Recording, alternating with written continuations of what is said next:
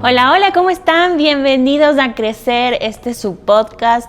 Hoy vamos a hablar de un tema muy interesante y es cómo manejamos nuestras emociones con nuestros pequeñitos, cómo llegan a ser nuestros maestros, qué aprendemos de ellos, porque normalmente tenemos esta visión o esta idea de que nosotros tenemos que guiar, nosotros tenemos que darles aprendizaje, pero en el camino, ¿qué podemos observar o qué podemos aprender de cómo se maneja su mente? Y estoy con un invitado muy especial, es un amigo mío desde el cole, se llama Alejandro Vasco. ¿Cómo estás? Todo muy bien, muchas gracias Andrés por la invitación. Gracias por estar aquí, realmente es un gusto poder conversar sobre estos temas. Cuéntanos un poquito de ti, a qué te dedicas, eres papá, cuántos años tiene tu chiquita. Sí, a ver, empezando por eso, justamente soy papá. Camil tiene 3 años y 2 mesecitos, básicamente. Uh-huh. Y sí, lo que me dedico básicamente es administrar Vital Santé, que es una clínica que hacemos medicina regenerativa. Ya. Y específicamente, además de eso, yo lo que hago es hipnoterapia, o sea, terapia con hipnosis ericksoniana. Wow. Y me decías también que eres coach, ¿correcto? Sí. Okay. Entre, digamos, podemos definirlo un poquito por ahí. Por ahí, claro.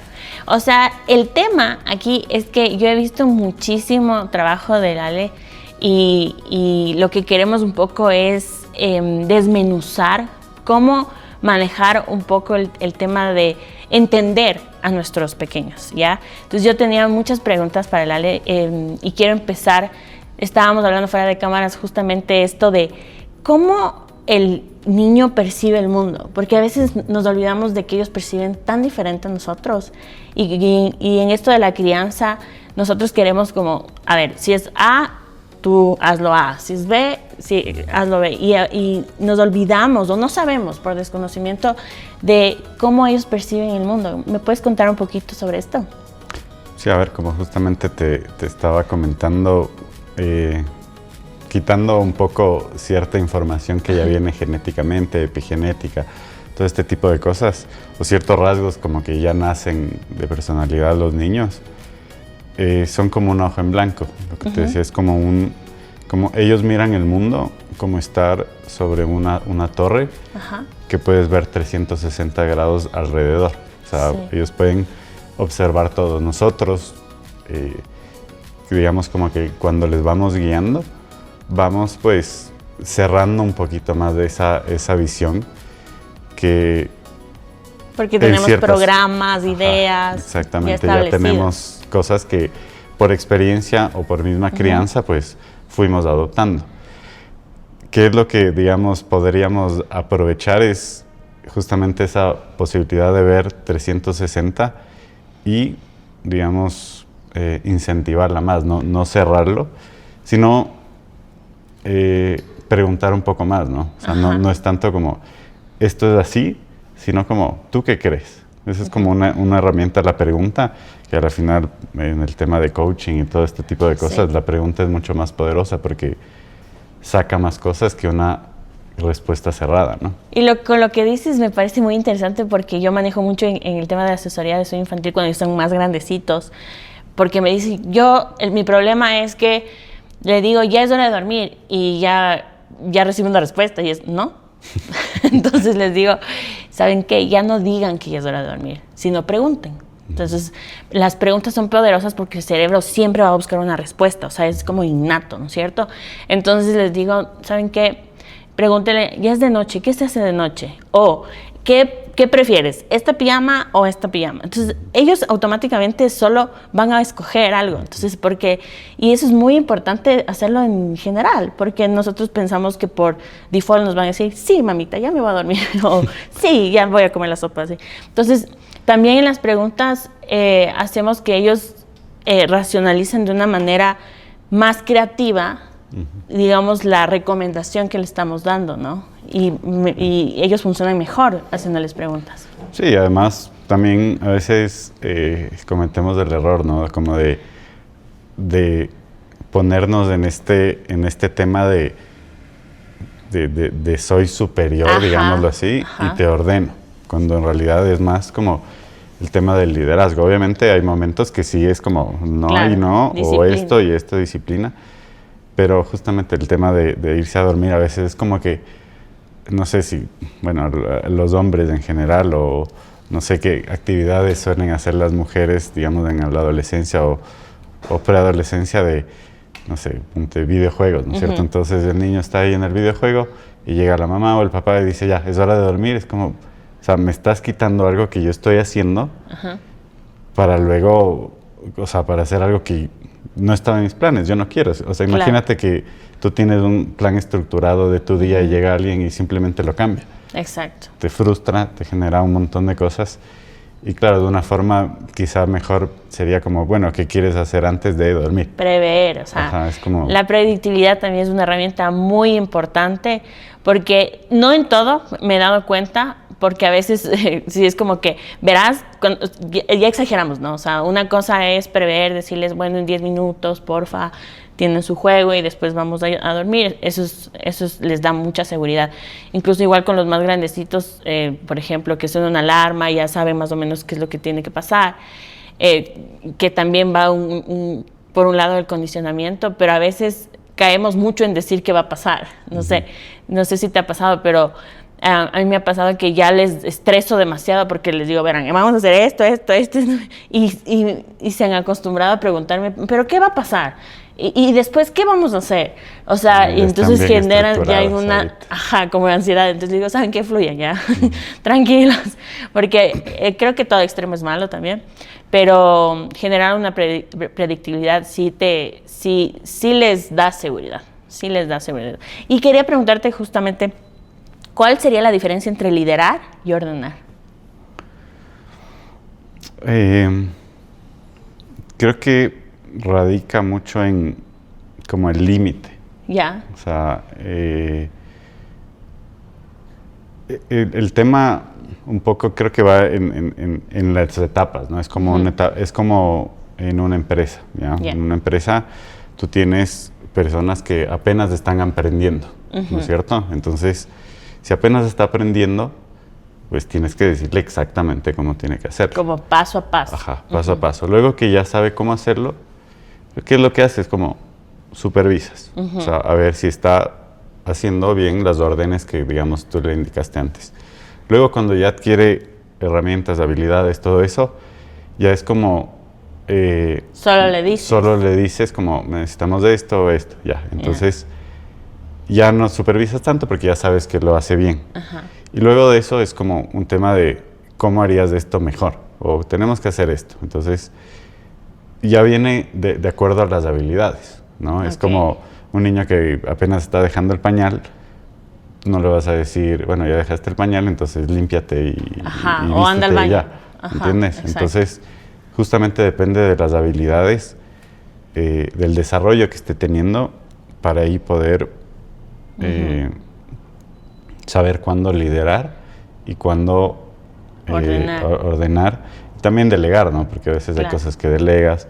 Entonces va un poquito más allá de ir viendo y evaluando cada habilidad que tienes. Tú pues tienes niñas mucho más grandes y ya entiendes como las diferentes etapas en las que ya puedes pedir. Digamos, qué sé yo, a la Camille, 3 años, le digo, pongamos la mesa.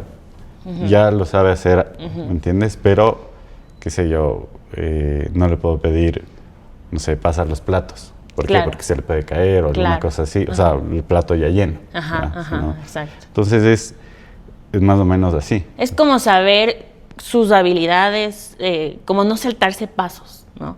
Porque a veces nosotros como adultos pensamos que ellos también son adultos, o sea, o piensan como adultos. Realmente ellos no piensan como adultos, o sea, y creo que ahí va ese aprender a conocer no solo a tu hijo por ser tu hijo, sino a entender cómo funciona su cerebrito. Es muy importante eso.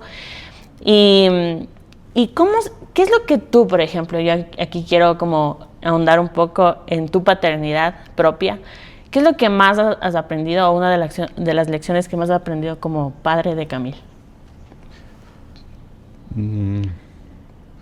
Yo creo que mucho es como el proceso justo. O sea, yo tiendo a ser como alguien que busca como un resultado súper, o sea, como inmediato. Sí, podría ser inmediato, pero, o sea, yo entiendo que hay procesos, Ajá. pero a veces como que esa paciencia que se requiere para completar un aprendizaje, un proceso. Por eso, de hecho, justamente me gusta la hipnosis, porque tiene resultados súper rápidos, Ya. ¿ya? Versus, no sé, un psicoanálisis súper largo que, digamos, tiene su validez, pero a mí me gustan los resultados más rápido. Ya. Entonces, ¿qué es lo que he aprendido más? Es justamente el proceso. Y es algo que he ido como que explorando desde que era chiquita, o sea, desde que nació, cuando era bebé, yo decía como que, a ver, en su cognición que tiene ahorita, digamos, qué es lo que tienen al principio, es el olor, por eso huelen a la mamá, y ciertas como anclajes. Entonces yo pensaba, a ver, ¿yo cómo puedo transmitirle, además de, no sé, ponerme algo de la mamá? Claro, como calma, como calma o algo así, que ella haya tenido asociación. Entonces dije, a ver, ¿qué es lo que ella estuvo todo el tiempo en la barriga, escuchando el corazón? Entonces, ¿qué es lo que yo le hacía? Como que las palmaditas con, digamos, como con el ritmo del corazón. Entonces, eso le ayudaba muchísimo. Y yo a Camille desde los 6 meses más o menos que yo me encargué de las noches con ella. Ya.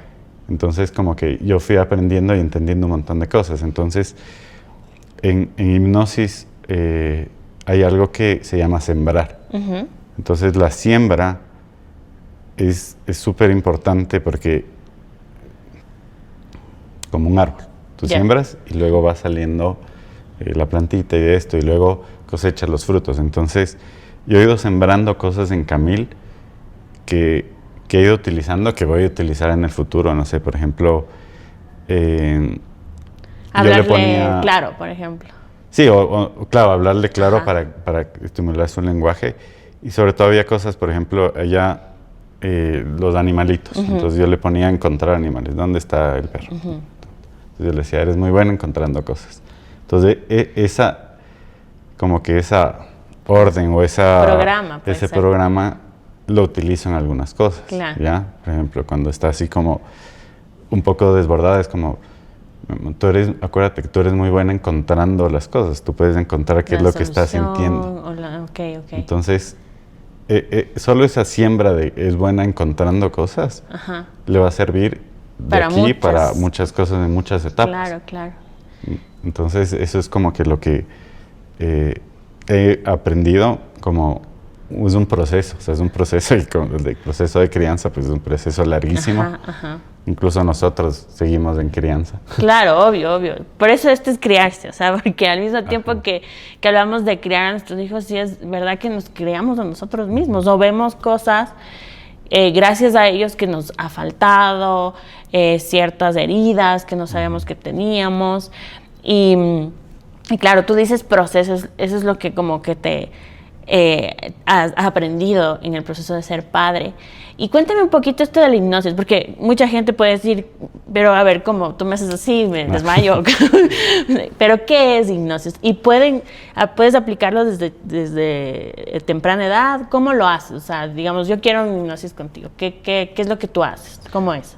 Sí, a ver, el tema de la hipnosis es la utilización del trance, o sea, del estado de trance, que son un cierto rango de ondas cerebrales que, de hecho, en los niños es lo que están todo el tiempo en ese tipo de ondas. Es su estado natural, digamos. Su estado natural, sí, hasta los 7 años, más o menos, que es como que todo el tiempo, por eso dicen que es como una esponja que absorbe todo, porque los niños, pues, como te digo, hasta los 7 años es absorción de información.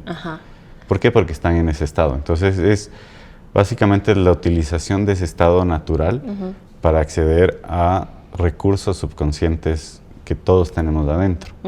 Entonces, sí, se puede utilizar en niños. Normalmente, digamos, como requiere cierto tipo de comprensión del lenguaje, se dice que desde los 3 años en adelante es como lo que más se puede utilizar, ¿no? Pero igual, chiquititos. Antes se utiliza cosas parecidas, pero no tanto desde el lenguaje, ¿no? Sino Ok. como estímulos, como lo que te decía del corazón. Y Ajá. eso a la final son cosas que están ya integradas en su cerebro, Ajá, ¿entiendes? ajá. Entonces es la utilización de todas esas cosas, esos recursos, para buscar una mejora, una potenciación de algo, eliminar algún problema. Se va todo por ahí. ¿Y cómo manejas? ¿Es como con música, hablándole? Hablando, básicamente. Hablando, es hablando. ¿Y Ajá. tienen que estar en un estado así como de relajación o puede ser así una conversación contigo y ya me voy de trance? Sí, de hecho, Sí. uno de los trances más comunes es cuando tenemos una conversación. Wow. Ok. ¿Sí? ¿Por qué? Porque, ¿qué es lo que haces? Es como tu parte consciente está enfocada y tu parte inconsciente es como que va reluciendo. O sea, Por va- eso va- la va conversación es saliendo. tan vital, así. O sea, por ejemplo, yo llego a un punto donde si no, no puedo conversar con alguien, no me interesa. O sea, ya me quiero ir. Ya, Claro. ya es como que no, o sea, como que me pongo antisocial, que normalmente no soy. Pero si siento que ya no va la conversa por un lado, es como que ya me quiero ir a mi casa, ¿sí? Entonces, tal vez sí, lo que dices es muy poderoso, porque a veces cuando tienes una conversación que te llena, te lleva por muchos lados o quieres seguir hablando con esa persona, es tan enriquecedora porque llegas a un punto que estás como en trance, ¿no? Sí, y pasa mucho esto que se llama como la distorsión de tiempo. ¿Te has dado cuenta cuando Claro. tienes algo, una conversación súper enriquecedora, interesante, puede pasarte 1 o 2 horas rapidísimo? Ajá. Ese es un síntoma de trance. Ah, ok.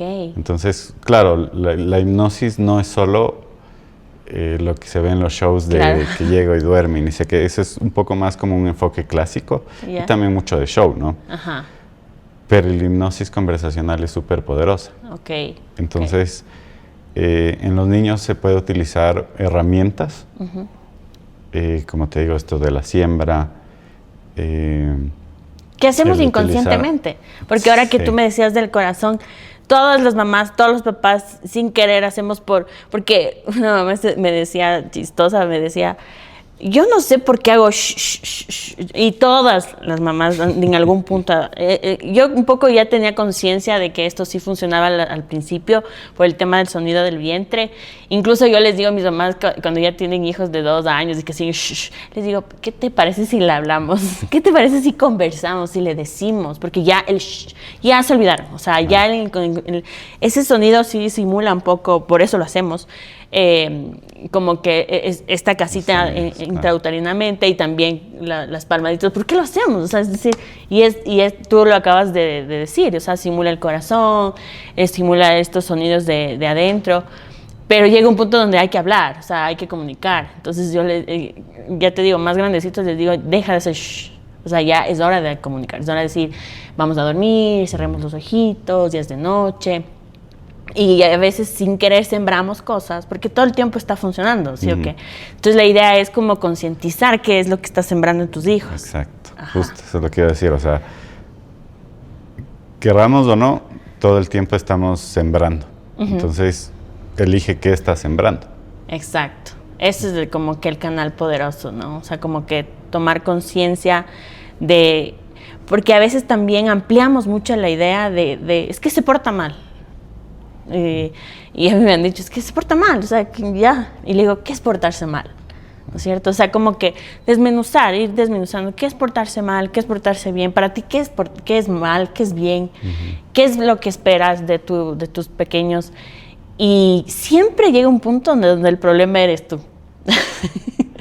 O sea, como que la mayoría de veces, ¿no? O sea, como que es algo que te falta a ti, no a ellos. Entonces, ¿cómo podemos llegar a concientizar qué es lo que nos falta a nosotros?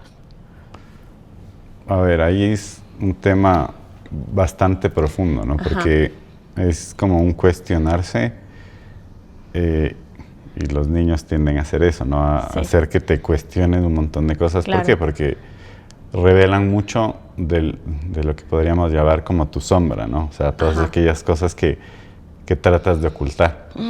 Eso Sí. es tan poderoso lo que acabas de decir, es verdad. Con tus hijos tú ya no te desenmascaras. O sea, tú ya sabes de qué pata cojeas. Porque dices, yo pensé que esto no me iba a pasar, o pensé que yo no iba a actuar de esta manera. Y de repente no sé qué, o sea, ¿cómo hago para que yo primero me calme? Por ejemplo, o sea, autorregulación para regularle. Sí. Y hay algo como súper importante que es como, normalmente la principal forma de crianza que suele buscar, digamos, los papás nuevos, se podría decir, es, yo no tuve esto de chiquito, entonces me voy al extremo de acá. Claro, eso es muy millennial. Ajá, eso es exacto. muy millennial. Es como, quiero ser el papá que no tuve, quiero ser la mamá que no tuve. Y eso no está bien. ¿Por qué? Porque estás hablando justamente desde la herida, ¿no? Exacto. Desde yo no quiero esto, pero igual es un desequilibrio. Entonces...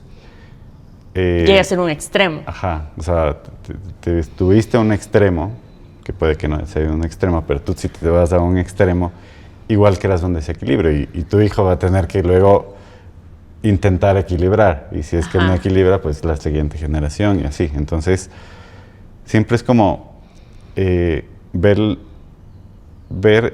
como padres, no desde el juicio a nuestros papás, sino desde la comprensión de qué es lo que estaban tratando de hacer bien, o sea, de la intención positiva, ¿no? Que siempre se dice como, incluso si alguien se porta mal, ¿cuál es la intención positiva atrás de eso? No es que tal vez tenga una intención positiva hacia ti, pero tiene una intención positiva hacia él mismo, hacia su supervivencia, se podría decir. Entonces, ¿qué es lo que aprendió él desde chiquito? Sí. Que ahorita lo está revelando como papá o como mamá. Y eso me pasó hace poco con mi papá, justamente que me contó una cosa. A ver, mi papá es muy bueno, es súper trabajador, tiene muchísimo éxito, es un gran profesional. Y él, como que todo su cariño, bueno, a pesar de que él es bien abrazador y todo esto, pero mucho lo traduce como te doy oportunidades que yo no tuve. ¿Ya? Cuando pasa también que, claro, son lenguajes del amor también, ¿no? Y sabes que qué buen tema, tenemos que hacer un episodio solo eso de los papás, porque, por ejemplo, mucha gente me dice, qué lindo, tú siempre quisiste ser mamá. Y yo siempre tenía no sé, este discurso de que yo toda la vida quería ser mamá y todo. Pero después cuando comienzas a crecer, a entender cómo funciona el mundo, tu vida, tu cerebro. Ahorita estoy estudiando neurociencia y me di cuenta de una cosa súper densa, que mis ganas de ser mamá vienen desde una herida. Entonces no es como, ay, qué maternal que he sido, sino como toda la vida he querido, por ejemplo, mi mami es una persona trabajadora, exitosa, que, claro, para ella, o sea, las herramientas que me dio fueron muy poderosas en el sentido de trabajo, de ser una luchadora y todo, pero sin querer, porque ya después cuando perdonas a tus papás, qué poderoso es, creo que es una de las herramientas más poderosas que tienes, me dio estas ganas de ser la mamá que ella no podía ser.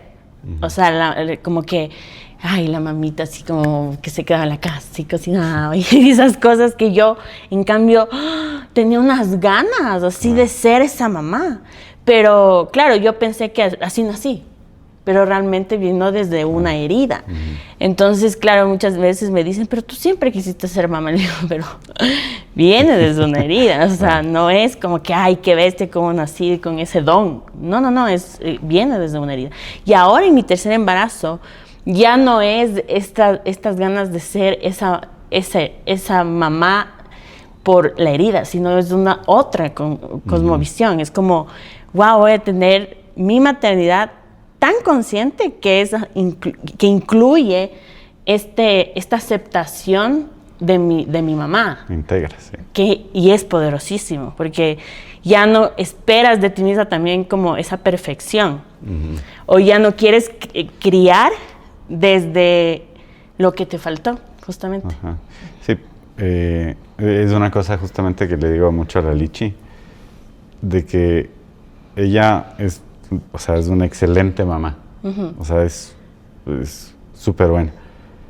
Pero hay cosas que sí es como podemos detectar del uno y el otro, que es como esto lo estamos haciendo mucho desde como la herida de algo que nos faltó. Ajá. Entonces, ¿cómo lo detectas o cómo lo, digamos, podemos detectar? Es cuando te pincha, ¿no? O sea, cuando justamente lo que tú decías de como, ¿qué significa que se está portando mal? ¿No es cierto? Ajá. ¿Por qué? Porque si algo te está pinchando mucho, es porque una herida tuya por ahí está... Que no se ha trabajado. Ajá, que no se ha trabajado, se está saliendo. Sí, porque a ver, si a una persona tú le dices una cosa, a una le ofende, a la otra no. Ajá. ¿Por qué? Porque a la una le pinchaste una herida, a la otra no. Es lo mismo con los niños, ¿entiendes? Es como, si hay un comportamiento que a papá le pasa desapercibido y a mamá le molesta, ¿es por qué? Porque a mamá hay algo ahí que trabajar. Es como date cuenta en base a esas emociones que te genera, ¿no? Es ir... Como surfeando esas emociones. Sí, y viendo desde dónde sale. Ajá. O sea, ¿por qué te está generando eso, no? Esa reacción. Claro, y ahí va la inteligencia emocional, ¿no? O sea, porque también digo que qué importante es, más que nada, o sea, yo creo que la herramienta más poderosa que puedes tener como padre es ser inteligente emocionalmente. Pero, ¿qué sería ser inteligente emocionalmente? O sea, ¿cuál sería como la definición?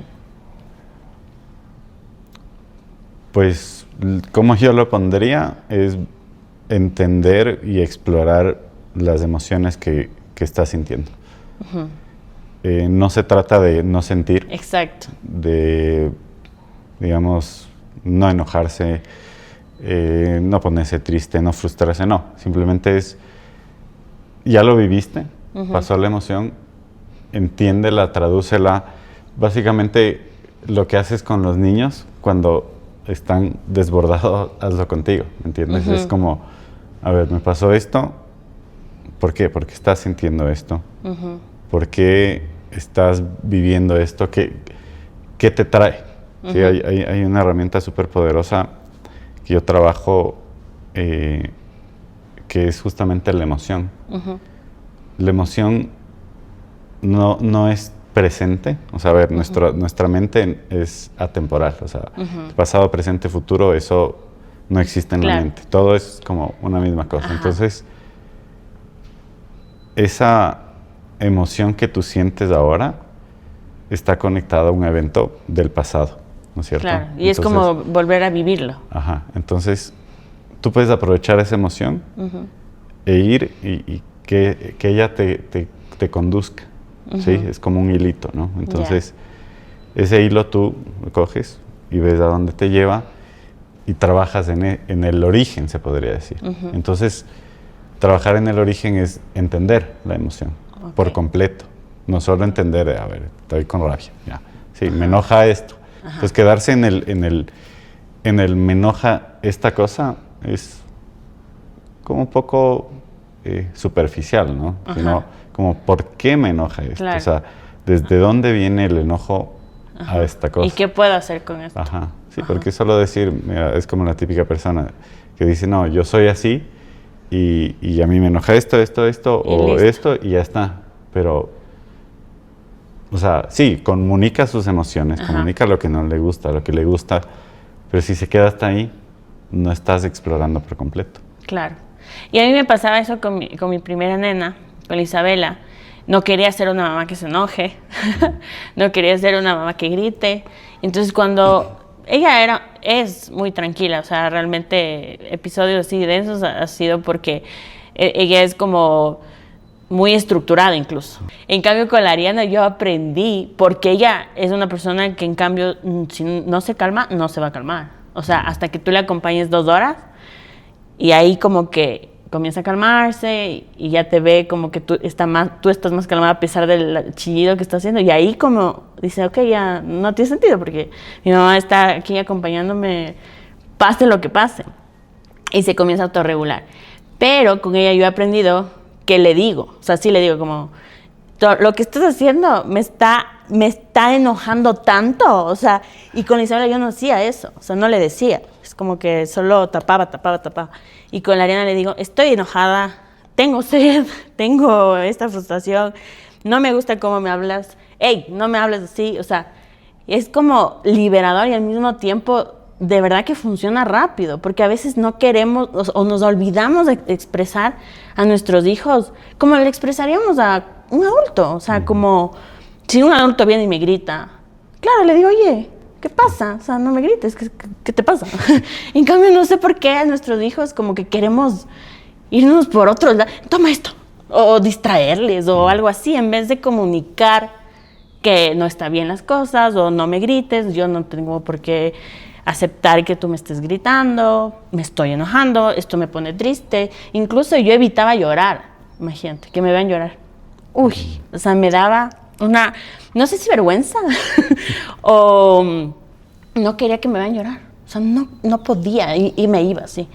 Y ahora, y me acuerdo que recientemente, o sea, te estoy hablando de un año para acá, me pueden ver llorar así. Y como que siento que hasta les traumeo porque dicen, ¿qué te pasa? Y se quedan como, no, ¿por qué lloras? Digo, mi amor, porque siempre he llorado, solo que a veces no ven. O sea, yo me siento así, entonces por eso lloro, o sea, estoy cansada, estoy así como, no me gusta que haya pasado esto, entonces ya les explico por qué lloro, pero antes evitaba, o sea, como que evitaba. Y el tema del enojo, por ejemplo, de las emociones entre... A ver, primero, digamos, ¿cuándo empezaste ya como a liberarte del enojo, digamos?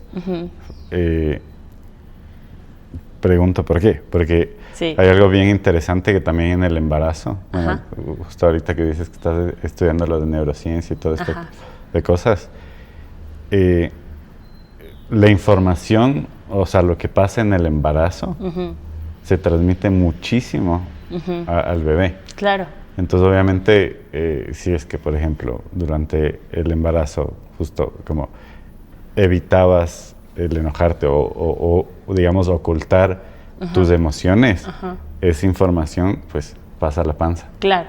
Entonces, eso luego te das cuenta y a veces es una respuesta que tal vez muchas mamás se pueden hacer, es como, ¿por qué hay tanta diferencia entre un niño o el otro? Y es obviamente por toda esa evolución que vamos teniendo, en especial las mamás, ¿no? ¿Y cómo adquieres o qué conocimiento adquieres cuando estás embarazada? Sí, lo que vas viviendo, o sea, eso es súper, súper lindo, ¿no? O sea, sí, como darse cuenta de todo lo que puede cambiar. Hay dos cosas. Yo creo que dejé de ocultar mis emociones cuando ya no tenía otra, porque me divorcié y estaba sola con mis hijas. Entonces yo creo que el tema de la copaternidad, digamos, de la disciplina o algo así, sí iba por el lado de mi ex. Entonces yo quería ser la buena, ¿no? Entonces cuando ya no podía ocultar, o sea, más, o sea, como que tenía que disciplinar a mis hijas, no de una manera de que siempre súper como polite y qué buena mamá que soy porque no les hablo o nada que ver. Entonces ahí es cuando yo digo, no, o sea, me toca ya disciplinar a mis hijas porque estoy sola con ellas, o sea, de todas las maneras posibles y sobre todo, más que de todas las maneras posibles, de no ocultar mi enojo o mi molestia o decirles las cosas, aunque sé que me dolía más a mí. O sea, yo sentía que ni les valía. Así cuando comenzaste, decía que ves, ya no me toman en serio. Así como que, claro, si están tan acostumbradas a que sea como que la sweet mama, ¿sí? Pero ya después comenzaron a entender que no hay otra, o sea, que hay reglas y que hay cosas, ¿no? Obviamente también vino de la mano con que ya estaban creciendo también. Hablaba con la Liz que siempre hay como épocas, ¿ya? Entonces decía, la época de la Isabela era el terremoto que pasó aquí en Manabí. Ella nació en esa época, o sea, pasó un mes exacto y nació. De ahí la época de la Ariana, pandemia, ¿ya? y esta época es el mundial. Entonces yo Por digo, eso ¿cómo patea será? tanto. ¿Cómo, o sea, y obviamente me patea como que estuviera así como emocionadísima, así. Entonces algo debe ahí conectarse, porque de verdad, o sea, la Isabel es súper precavida y súper así miedosita y que así. Incluso tembló cuando nació, pero en Quito. De ahí la Ariana, en cambio, estuvo tan encerrada que no tiene miedo al éxito. O sea, como, vámonos, hagamos no sé qué. Y ahora no sé cómo será la Violeta con el tema del mundial, ¿no? Porque también estoy como rogando que no coinciden los partidos con su nacimiento. Pero bueno, oye, te quiero agradecer muchísimo por la conversación, por toda la información que hemos tenido ahora. De ley hacemos otro episodio porque hay muchos temas por hablar. Ya tenemos corto el tiempo. Gracias, Ale, por compartir conmigo el día de hoy. A ti, Andreita. Y sí, gracias por la invitación. Sí, hay mucha tela por cortar. Sí. Y, digamos, un último mensaje que podría dar es a las mamás, ¿no? Viendo el ejemplo, el gran ejemplo de la Lichi, mi esposa, que es, o sea, todas son grandes mamás que siempre se den cuenta de las cosas que están haciendo por amor, no se juzgan, o sea, hay mucho juicio que es como, no estoy haciendo bien las cosas. Ese juicio de no estoy haciendo bien las cosas es lo que te convierte en una buena mamá. ¿Por qué? Porque estás siendo consciente de que quieres mejorar algo. Entonces, mantente con amor en eso. No te castigues, más bien cuando vengan esos pensamientos es a ver, si estoy pensando esto es porque realmente soy una buena mamá, porque me estoy preocupando por las cosas. Qué poderoso que venga este mensaje desde un papá. Gracias. Chao.